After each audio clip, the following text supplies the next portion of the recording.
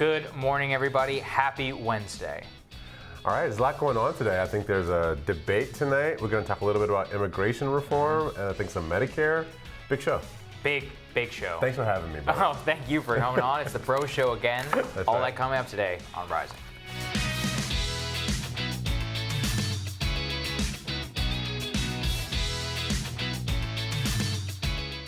So here's what I love about this show. I see some news, Saagar sees some other news, and then we both get to talk about our own perspective. So Saagar, take it away.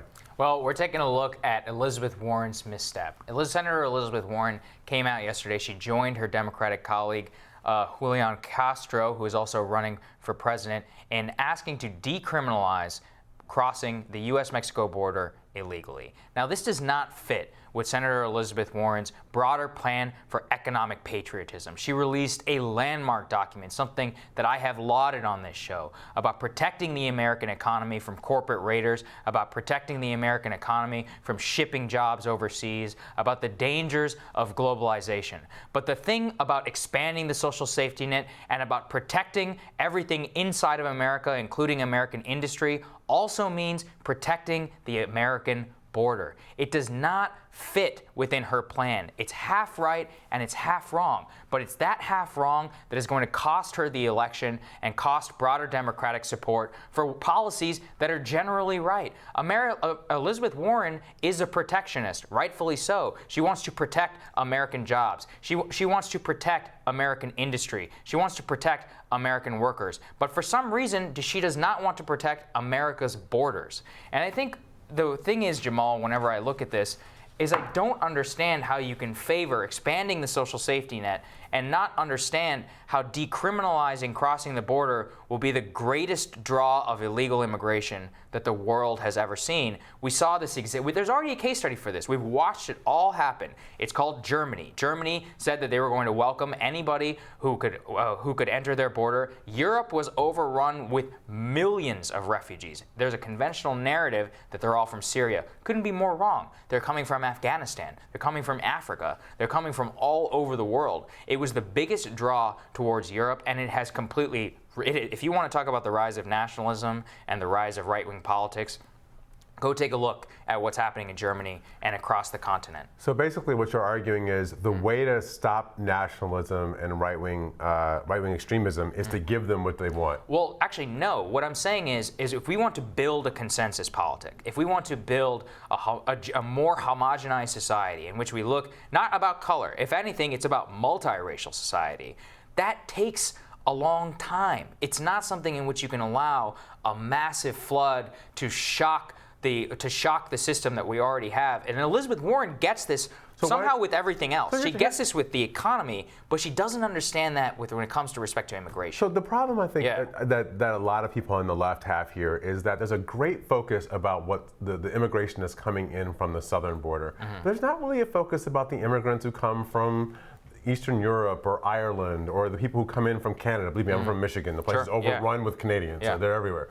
Nobody's concerned about the Canadians coming in. I'm concerned about both. And I think, and you're right, there's far too much focus by some people, and it looks racial, to just talk about illegal immigration. It has to be about immigration reform generally. If I got to ask Elizabeth Warren, the first question I ask would not be about illegal immigration, it would be about legal immigration reform. So here's the next question, which is, at some point, America has got to come up with a comprehensive strategy here, because what we have is a tragedy happening at the border. Absolutely. I mean, what we have, we just had images from yesterday of a man and his daughter trying to cross the river, and they died. I think we're looking at these images right now, which are heartbreaking. Yeah. And so people are willing to take this kind of risk to get to this country. The question is, how do we deal with them when they get here? Do we just shut them down, shut them out, send them to detention centers where they don't have a chance to have toothpaste and soap for their kids? If you want to see 10 more of those photos, decriminalize crossing the border. That's what's going to happen. Well, in the old days, that's not how the border worked. We used to have an open border. People came here, they worked for a season, they went back home to where they were from. Nobody wants to be in America just to be here. Economic disparity, the pull factors, so many of the other different things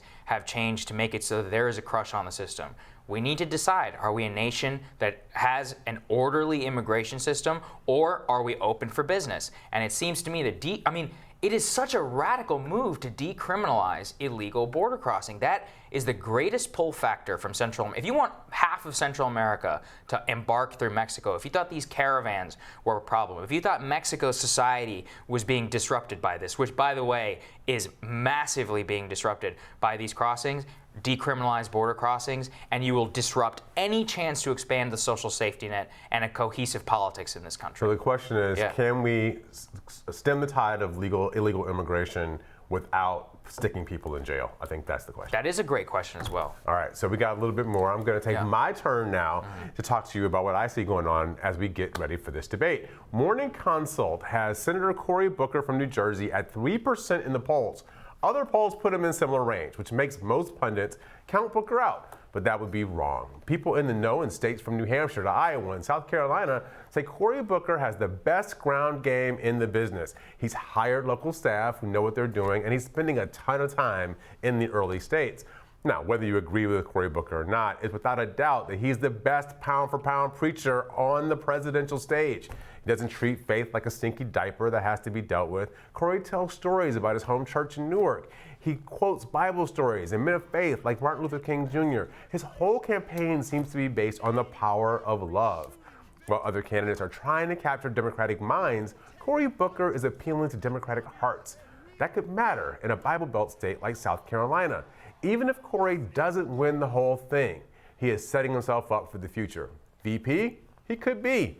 Elizabeth Warren, I call her E-Dub, she's on the rise. Imagine if E-Dub wins. Cory Booker might be the VP choice to help her solidify some key constituencies. And we're going to get a look at the two of them on that debate stage tonight in Miami. Well, as a Democrat, I actually am really curious for your take, because he seems so genuine when he talks about some things, but with the Spartacus and all these other, he tries so hard to make some things happen, and they just come across as so phony. But you're right, whenever he's talking about issues he clearly cares about, like economic inequality and racial inequality, the guy is fired up, and I am jazzed up about what he's saying, but he tries to borrow from that on other issues, and it just comes across as so phony and inauthentic. How does he balance that? See, I think when you listen to him, I think what you're seeing is just the raw Cory Booker. He really does have this great wellspring of emotion that comes out in a lot of these issues.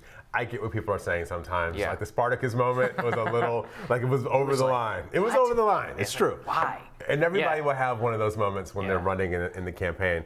But I think what people like about him is he's saying, you know, we don't have to just go for the lower common denominator. We can actually reach for something higher, something better. We can take the country on a better course. And so if he is right, I don't know that wins the Democratic nomination for president, but it might be if you're somebody who's a little bit more of an intellectual, you might want somebody who's got a little bit more of a gut level emotional approach to balance out a ticket. Well, I'll be watching tonight. I'm excited. All right, we will see. Next on Rising. The man, the myth, the Mueller is testifying publicly in front of Congress. Democratic Congresswoman Jan Schakowsky and Republican Congressman Larry Bouchon weigh in. And tonight, 10 Democrats walk onto the debate stage, but which ones will actually make a mark? Journalist and commentator Roland Martin shares his projections of night one, and he gives us his take on the highly anticipated matchups for tomorrow's debate. All of this when Rising continues.